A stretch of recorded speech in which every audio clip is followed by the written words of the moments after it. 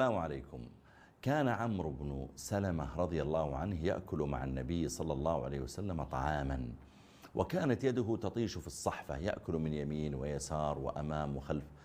فقال له النبي عليه الصلاة والسلام بكل رفق: يا غلام، سم الله وكل بيمينك وكل مما يليك.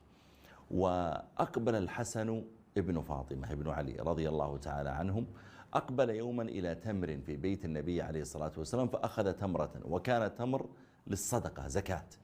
فقام النبي عليه الصلاة والسلام إليه ووضع يده عند فيه وقال: كخ كخ، حتى أخرجها بكل رفق. فقال له: إنه لا تحل لنا الصدقة، لا يجوز أن تأكل من الصدقة. التعامل مع أخطاء الأطفال بالرفق واللين والحب والتعليم بالأسلوب الحسن هو السنة النبوية.